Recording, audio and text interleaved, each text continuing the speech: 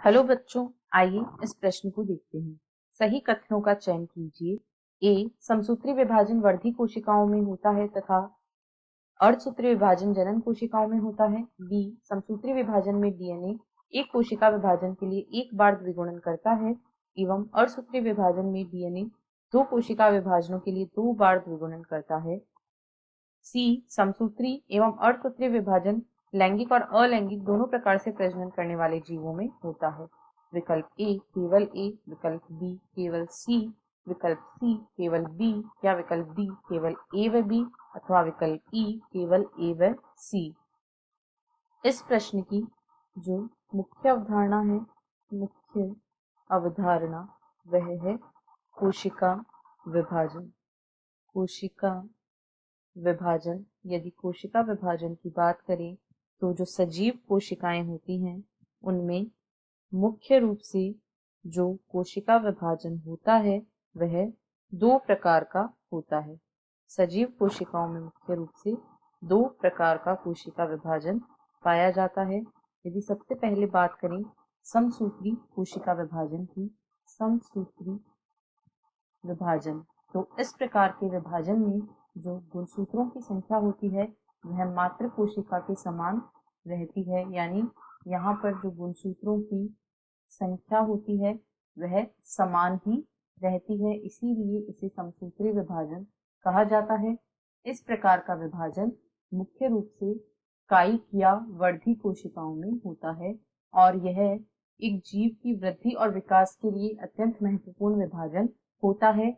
यहाँ पर यह कोशिका विभाजन अंतरावस्था तथा सूत्री प्रावस्था दो प्रावस्थाओं में पूरा होता है और यहाँ जो अंतरावस्था की एस प्रावस्था होती है उसमें डीएनए का द्विगुणन होता है।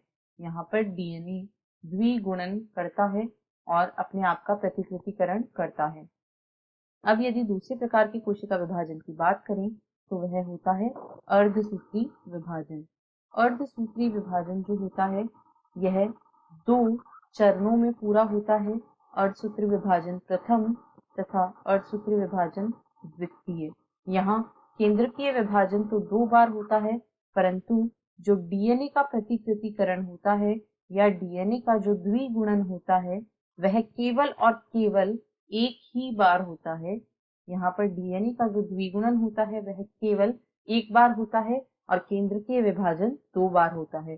डीएनए केवल एक ही बार द्विगुणन करता है, चाहे कोशिका विभाजन दो बार क्यों न हो रहा हो। इसमें जो संतति कोशिका में गुणसूत्रों की संख्या होती है वह मातृ कोशिका की तुलना में आधी रह जाती है और यह मुख्य रूप से जनन कोशिकाओं में देखा जाता है। यह मुख्य रूप से जनन कोशिकाओं में देखा जाता है और समसूत्री तथा अर्धसूत्री दोनों ही प्रकार के विभाजन अलैंगिक और लैंगिक दोनों प्रकार से प्रजनन करने वाले जीवों में पाए जाते हैं। अब यदि दिए गए कथनों को देखें तो कथन एक में कहा गया है समसूत्री विभाजन वर्धी कोशिकाओं में होता है तथा अर्धसूत्री विभाजन जनन कोशिकाओं में होता है। यह बिल्कुल सही है।